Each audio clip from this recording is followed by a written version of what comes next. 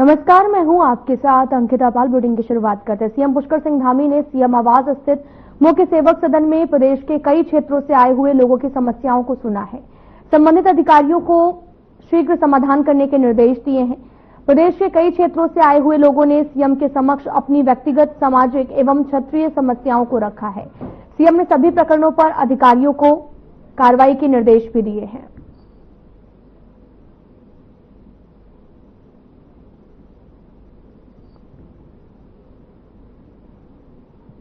खबर देहरादून से है, जहां पर अग्निशमन सेवा सप्ताह के मौके पर पुलिस लाइन ग्राउंड में एक कार्यक्रम का आयोजन किया गया, जिसमें फायर फाइटर के द्वारा किए जाने वाले कार्यों को भी दिखाया गया है। इस मौके पर उत्तराखंड के सीएम पुष्कर सिंह धामी ने मुख्य अतिथि के तौर पर शिरकत की है और पुलिस महानिदेशक उत्तराखंड दीपम सेठ भी मौजूद रहे हैं। मीडिया से बात करते हुए मुख्यमंत्री ने कहा कि अग्निशमन सेवा सप्ताह के दौरान फायर फाइटर्स ने जिस तरह से कार्यों को दिखाया वो तारीफे काबिल है।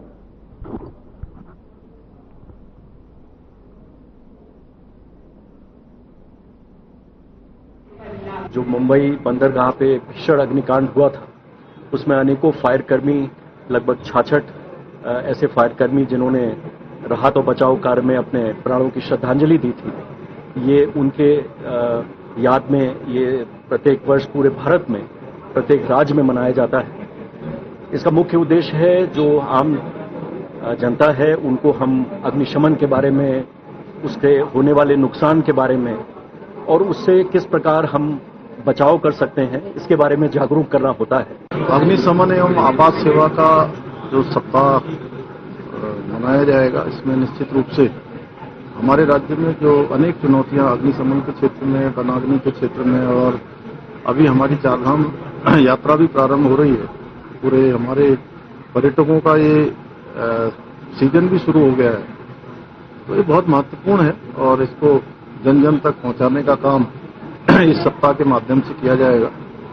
और हमारा प्रयास है कि अग्निशमन की सेवाएं राज्य के अंदर जहां भी आवश्यकता हो वहां पर ये सेवाएं तत्काल रूप से मिलें और इसके लिए भीमताल, द्वाराहाट, गौचर, पुरोला और सहजधारा में जल्दी ही नए फायर स्टेशन खोले जाएंगे। इसकी आज मैंने घोषणा की है।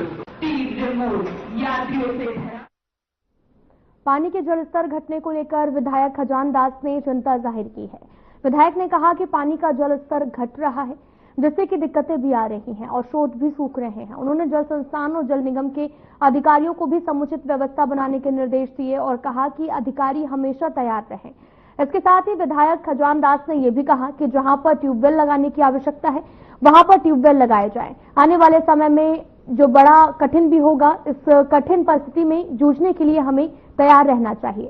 साथ ही हाल ही में सीएम धामी ने भी इस संबंध में अधिकारियों को दिशा निर्देश दिए हैं।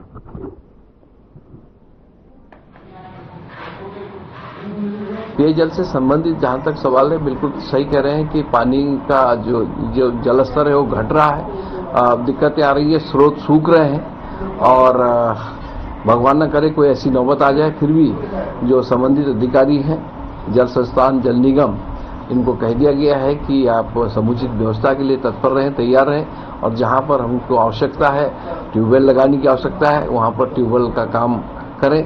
और ये उनको कह दिया गया है। मुझे लगता है कि आने वाला समय बड़ा कठिन होगा।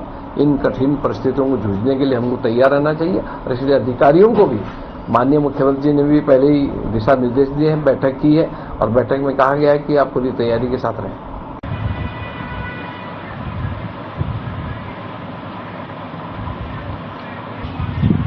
राजन,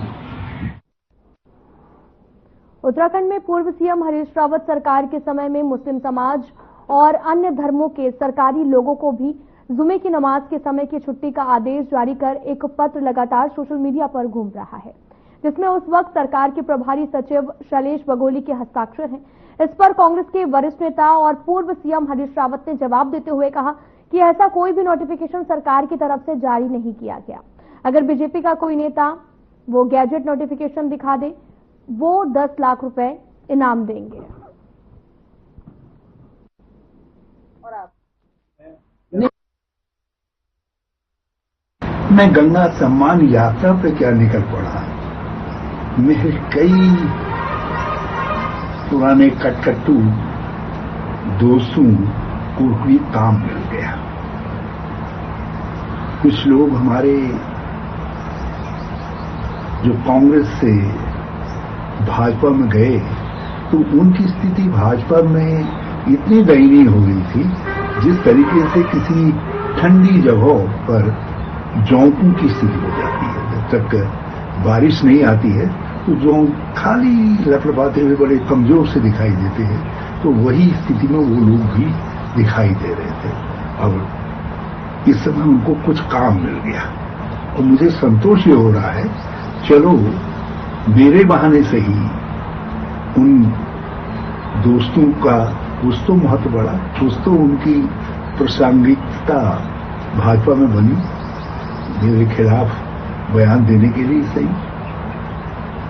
और ये भी एक अच्छी बात है कि उन्होंने भाजपा का झूठ बोलने का गुण जल्दी अडॉप्ट कर लिया। हो सकता है अब अच्छे भाजपाई मान लिए जाए, सरासर झूठ बोल रहे। सीनियर है माननीय हरीश रावत जी और पूर्व मुख्यमंत्री रहे हैं, वो अगर बचकानी सी बात करें तो बड़ी हास्यास्पद लगती है। उन्होंने उनके कार्यकाल का 30 दिसंबर 2016 का पत्र वो शैलेश भगोली जो प्रभारी सचिव थे उनके द्वारा जारी हो रखा है। वो झूठ क्यों बोल रहे हैं ये तो बेहतर वही बता पाएंगे कि किस प्रकार से वो अपने पत्र को लेकर के झूठ बोल रहे हैं। बात सिर्फ इतनी सी है कि सवाल ये उठता है कि आप जिस समाज के साथ खड़े हैं उसके भी वफादार नहीं है, उसके साथ भी आप धोखा कर रहे हैं। अगर आपने कोई पत्र जारी करा है तो कहिए कि मैंने पत्र जारी करा है, अन्य समाज के लिए भी करा है, आपको कहने में क्या गुरेज है। लेकिन आपकी सरकार के कार्यकाल का वो पत्र जारी है, पर आज आप जिस प्रकार से यात्रा निकाल करके पर्दाफाश करने की जो बात कह रहे हैं, मुझे लगता है कि माननीय हरीश रावत जी को अपना प्रायश्चित उसमें करना चाहिए। प्रायश्चित यात्रा ये होनी चाहिए, ना कि पर्दाफाश। और किसका पर्दाफाश कर रहे हैं माननीय हरीश रावत जी? केवल अपने लोगों का या अपना? जनहित की कोई बात नहीं, विकास की कोई बात नहीं, उत्तराखंड की कोई बात नहीं करते। इस उत्तराखंड में कैसे आगे और बेहतर हम आयाम को आगे ला सकते हैं, काम आगे ला सकते हैं, विकास आगे ला सकते हैं, इस पे कोई जिक्र नहीं होगा माननीय हरीश रावत जी का। आप जुड़े हो इसमें? हाल ही में हुए निकाय चुनाव में कांग्रेस से बीजेपी में शामिल हुए मथुरा दत्त जोशी ने दावा किया था कि आगामी विधानसभा चुनाव से पहले कांग्रेस के कई विधायक बीजेपी का दामन थामेंगे, लेकिन कांग्रेस ने बीजेपी के इस दावे को खोखला बताया था। और साथ ही कांग्रेस प्रदेश उपाध्यक्ष सूर्यकांत धस्माना ने यह दावा किया कि वे बीजेपी सरकार में पूर्व सीएम से लेकर बीजेपी के कई विधायक और नेता कांग्रेस का दामन थाम सकते हैं।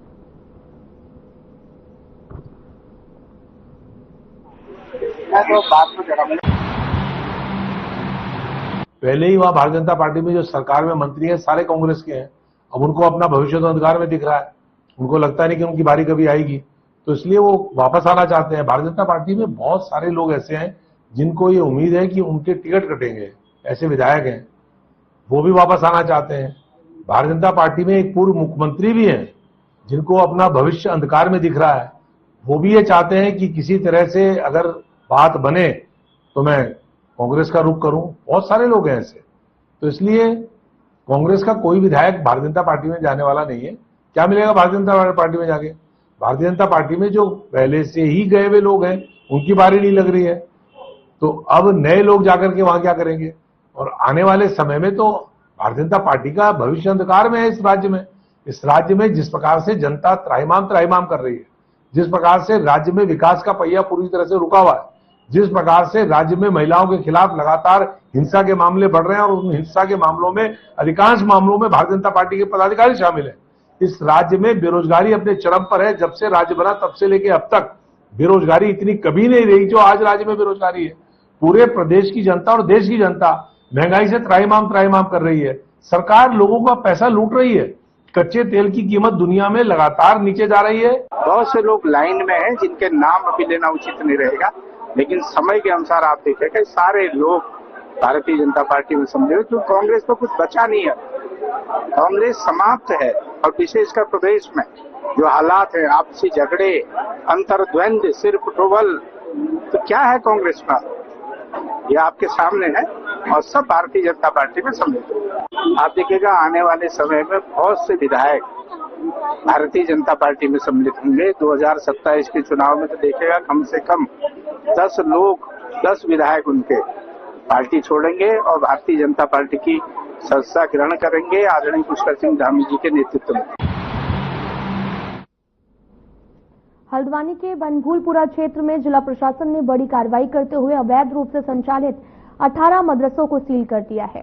इस कार्रवाई पर प्रतिक्रिया देते हुए उत्तराखंड मंडी परिषद के अध्यक्ष अनिल कपूर डब्बू ने पूर्ववर्ती कांग्रेस सरकार पर निशाना साधा और उन्होंने कहा कि कांग्रेस शासनकाल में अवैध गतिविधियों को बढ़ावा मिला है और इन्हीं दिनों में इन मदरसों का संचालन शुरू हुआ। साथ ही धामी सरकार की प्रशंसा करते हुए कहा कि वर्तमान सरकार हमेशा अवैध कार्यों को बढ़ावा देती है।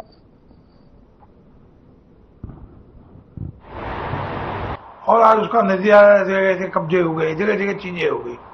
सरकार ने नियम बनाए हैं, उस वैध तरीके से वो काम करेंगे तो अच्छा रहेगा। अब अवैध तरीके से आप मदरसे चला रहे हैं और उनमें किस प्रकार की शिक्षा दे रहे हैं इसका कोई पता ही नहीं है। वैध होता है तो सरकार को पता रहता है कि यहाँ शिक्षा दी जा रही है, यहाँ क्या काम किया जा रहा है। तो अवैध कामों को मैं समझता हूँ भारतीय जनता पार्टी की प्रदेश की और केंद्रीय सरकार करता है, विशेष रूप से धामी जी और योगी जी, उत्तर प्रदेश योगी जी, उत्तराखंड में धामी जी, उन्होंने तो विशेष रूप से कहा कि किसी भी प्रकार अवैध रूप से जो भी चीजें होंगी उनको बंद किया जाएगा। डेमोग्राफी चेंज पर सरकार ने साफ कह रखा है, हम किसी का को परेशान करने की नीति नहीं है। समाज में सभी वर्ग रहते हैं, हिंदू हो, मुसलमान हो, सब हो।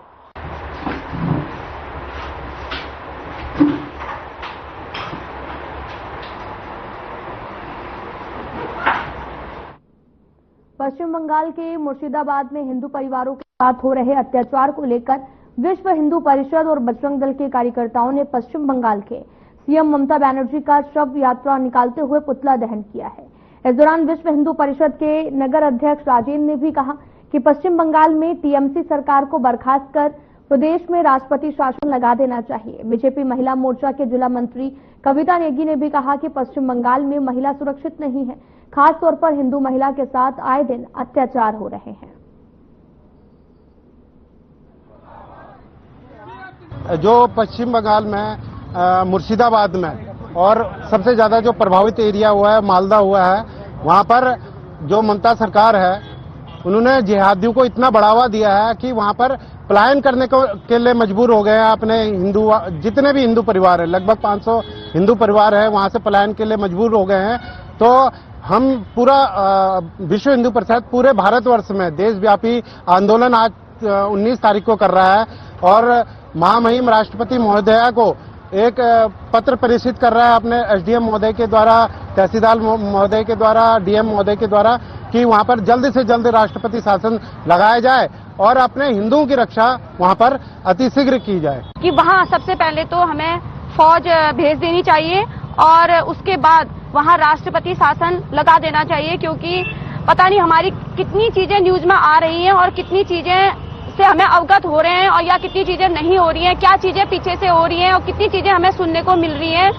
ये चीजें तो हम जानते नहीं, जो चीजें दिखाई दे रही हैं चुन चुन के वही चीजें हमें पता चल रही हैं। तो वहां जल्द से जल्द राष्ट्रपति शासन लागू हो जाना चाहिए। जितनी हमारी बहनें वहां बची हैं अभी सुरक्षित, उन्हें बचा लेना चाहिए और जो रोहिंग्या वहां बाहर से आए हुए हैं उन्हें भी चुन चुन के उनको देखना चाहिए कि ये कहाँ के निवासी हैं, यहाँ के निवासी हैं, बाहर के निवासी हैं। बंगाल से भी जितने रोहिंग्या यहाँ आए हुए हैं, दिल्ली में या और जगह स्थापित हो रखे हैं वो लोग, उनको भी हमें भारत सरकार को उन्हें भी चुन चुन के देखना चाहिए कि ये लोग कहाँ के हैं और कहाँ के नहीं है। भारतीय जनता पार्टी की सरकार केंद्र में है, परंतु जो बंगाल है, बंगाल में जो है सरकार, पश्चिम बंगाल में जो सरकार है वो ममता बनर्जी की सरकार है और वहां पे जो है आज कई वर्षों से, जब तक इनकी सरकार रही है, कई वर्षों से ऐसा देखा गया है उनकी सरकार आने पर हिंदुओं के ऊपर जो प्रताड़ना और उनके साथ जो टॉर्चर किया जाता है, घर फूंक देना, उनके साथ जो है बहुत ही निंदनीय काम जो हिंदुओं के साथ वहां हो रहा है, जो परिस्थितियों का सामना हिंदू लोग वहां कर रहे हैं बंगाल में,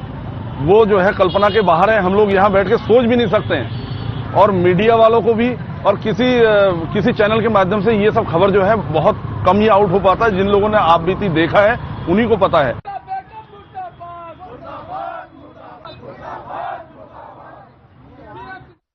हरिद्वार जनपद की मंगलौर विधानसभा से कांग्रेस विधायक काजी निजामुद्दीन ने आपको बताते चले कि बीकेटीसी की संपत्ति की जांच का मामला उठाया है। उन्होंने कहा कि बीजेपी वक्फ बोर्ड में पारदर्शिता लाने के लिए अमेंडेड एक्ट भी लाती है, जबकि बद्री केदार समिति के पास में कई संपत्तियां हैं, इसकी जांच नहीं कर रही है। इसको लेकर वक्फ बोर्ड के अध्यक्ष और बीजेपी नेता शादाब शम्स ने भी कहा कि बद्री केदार मंदिर समिति की तुलना करनी है तो दरगाह शरीफ से भी की जा सकती है।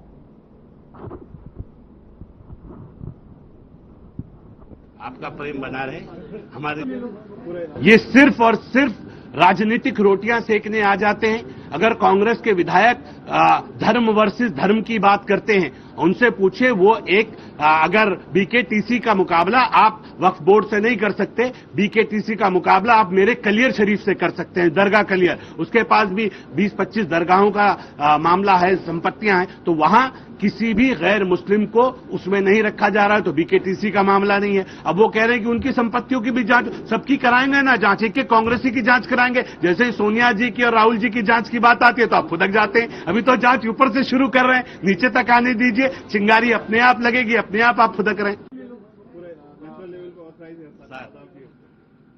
आपका प्रेम बना रहे हमारे। खबर बद्रीनाथ से है, जहां पर सोशल मीडिया पर आजकल फिल्म जगत की अभिनेत्री उर्वशी रौतेला का बयान सामने आया और एक वीडियो काफी सुर्खियों में चल रहा है। जिस वायरल वीडियो में फिल्म जगत की अभिनेत्री उर्वशी रौतेला बद्रीनाथ धाम में स्थित पौराणिक ऐतिहासिक उर्वशी माता का मंदिर को अपने नाम का मंदिर बता रही हैं। जिस वायरल वीडियो में उर्वशी रौतेला कह रही हैं, जो बद्रीनाथ धाम में स्थित उर्वशी माता का मंदिर है, जहां सिर्फ और सिर्फ मेरे नाम की पूजा अर्चना की जाती है। तमाम प्रकार के बयानबाजी सोशल मीडिया के माध्यम से अभिनेत्री उर्वशी रौतेला कर रही हैं और बड़ी बात तो यह है कि अब इस अभिनेत्री उर्वशी रौतेला की गलत बयानबाजी करने पर तमाम बद्रीनाथ के रहने वाले लोगों में काफी आक्रोश देखा गया। तमाम लोग इस वक्त सरकार से निवेदन कर रहे हैं कि उस फिल्म अभिनेत्री उर्वशी के खिलाफ बड़ी कार्रवाई की जाए।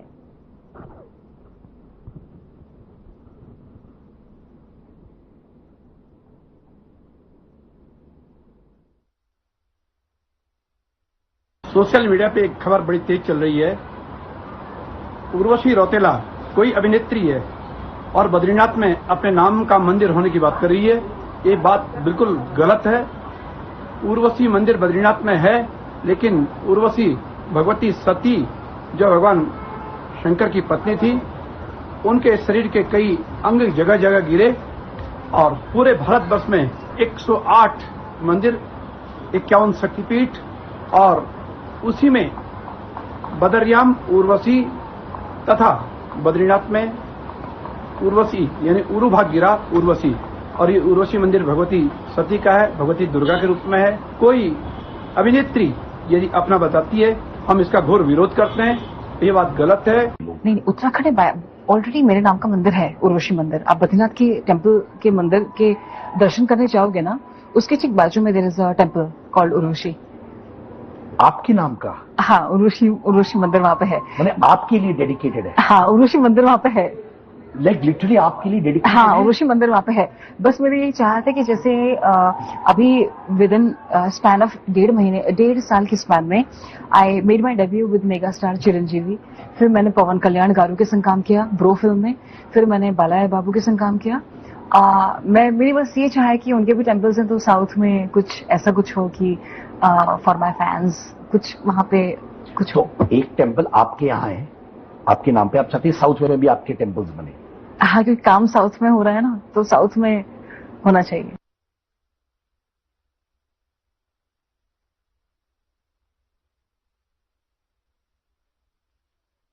इस समय चर्चाओं में है और उर्वशी का बयान सोशल मीडिया पर बहुत तेजी से वायरल हो रहा। साथ ही आपको बताते चलें कि उन्होंने कहा कि मेरे नाम का मंदिर बद्रीनाथ धाम के बगल में है और इसके बाद पुरोहित समाज बहुत आक्रोश में है। पुरोहितों द्वारा अभिनेत्री उर्वशी रौतेला के खिलाफ ज्ञापन साथ ही पुलिस महानिदेशक उत्तराखंड को दिया है और जल्द ही कार्रवाई की मांग की है। इसको लेकर बीजेपी प्रवक्ता सुनीता विद्यार्थी का कहना है कि उर्वशी देवी के मंदिर को उर्वशी रौतेला अपने आप पर डेडिकेट कर रही हैं। ऐसे गलत कृत्य पर उनको माफी मांगनी चाहिए। बनना चाहिए, वो बात ठीक है, मतलब इंसान भगवान के। उर्वशी रौतेला जो है कोटद्वार की बेटी है और एक अभिनेत्री है, लेकिन एक अभिनेत्री द्वारा जिस प्रकार से हमारे जो पूरी बात उन्होंने जिस प्रकार से रखी है उसकी हम लोग भरसक निंदा करते हैं, भर्त्सना करते हैं। और मैं आपको बताना चाहती हूँ कि उर्वशी देवी जी का मंदिर है, जिस मंदिर की वो बात कर रही हैं वो उनके नाम से नहीं है, उर्वशी देवी का मंदिर जरूर है, लेकिन उस मंदिर को अपने नाम से जिस प्रकार से वो बोलकर एक गलत गुमराह कर रही है जनता को, ये बहुत ही खेदजनक है। उनको इस विषय पे माफी मांगनी चाहिए। जो उर्वशी रौतेला जो कि अपने एक एक्ट्रेस है और सेलिब्रिटी है, उसका एक बहुत ही घोर निंदनीय बयान कल उनकी तरफ से आया है। कोई पॉडकास्ट चल रहा था और उसमें उन्होंने अपना एक बयान दर्ज किया है कि उन्होंने कहा है कि बद्रीनाथ धाम में मेरे नाम का एक मंदिर है, जो कि हमारी सनातन परंपरा का, हमारी धामों का बहुत बड़ा अपमान है। इस अपमान के लिए आज हम आए हैं और हमने उनका डीजीपी महोदय को अपना ज्ञापन सौंपा। उसमें कहा है कि इनके खिलाफ कठोर से कठोर कार्रवाई होनी चाहिए। या तो ये तुरंत अपनी से माफी मांगे, अपनी जो इन्होंने बयान दिया है अपना बयान वापस ले, माफी मांगे सभी तीर्थ पुरोहितों से जिनका इन्होंने अपमान किया है, हमारे धामों का जो अपमान किया है। इसका हम चाहते हैं कि इसका पुरजोर विरोध हो। अरे इनकी दिमाग खराब हो गया।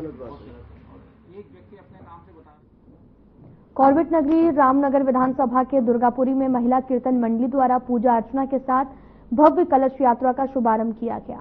भव्य कलश यात्रा दुर्गापुरी मंदिर से कौशल्यापुरी शिव मंदिर तक ढोल नगाड़ों के साथ निकाले गए, जिससे महिलाओं ने कुमायूं परिधान की बड़ी संख्या में प्रतिभाग किया। साथ ही स्थानीय लोगों द्वारा कलश यात्रा में हिस्सा लिया है।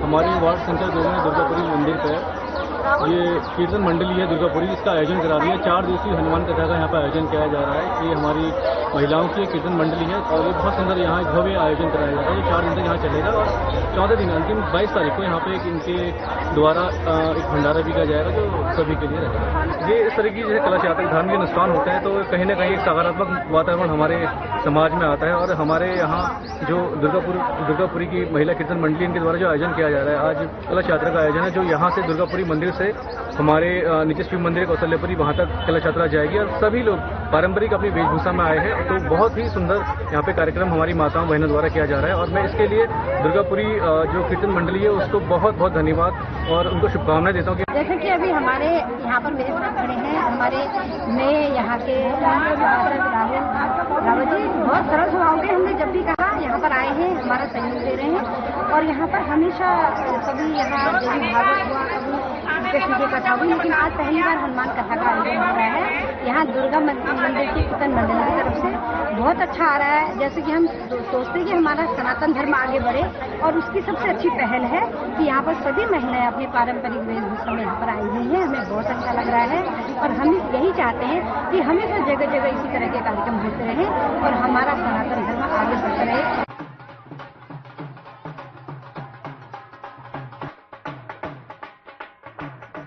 उत्तराखंड विद्यालय शिक्षा परिषद का रिजल्ट घोषित हुआ है और उत्तराखंड में टॉप करने वाले विद्यालय की सूची जिले में संचालित की गई है। विद्या भारती विद्यालय के विवेकानंद विद्या मंदिर इंटर कॉलेज मंडल सेरा के छात्र कमल सिंह चौहान हाई स्कूल में टॉप किया है और कमल सिंह चौहान दुगनाकुरी क्षेत्र के अंतर्गत आने वाले रीमा गांव के निवासी हैं। कमल सिंह प्रतिदिन 7 से 8 घंटे पढ़ाई करते हैं। विद्या भारती द्वारा संचालित विवेकानंद विद्या मंदिर मंडल सेरा बागेश्वर के 21 छात्र छात्राओं ने उत्तराखंड की मेरिट सूची में टॉप स्थान पर कीर्तिमान स्थापित किया है।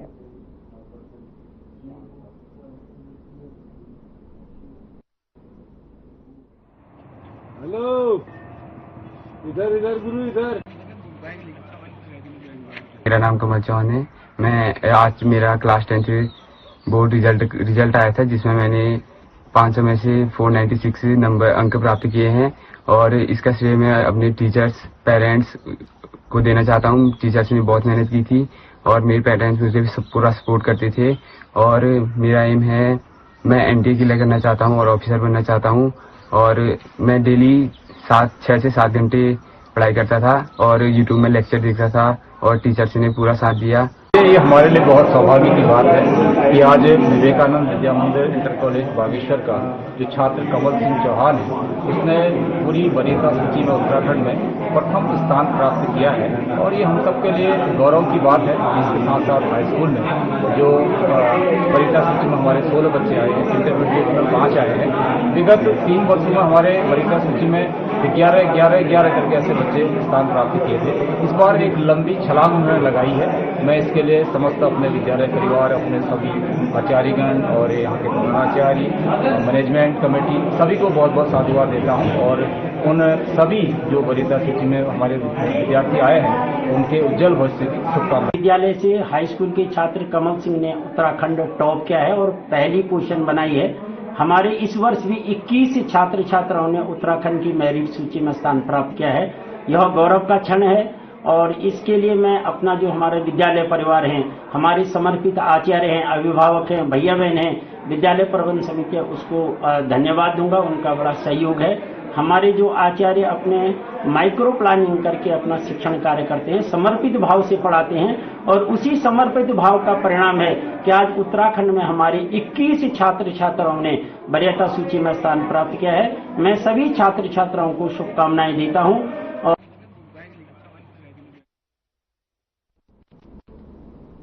फिलहाल बुलेटिन में इतना ही। नमस्कार।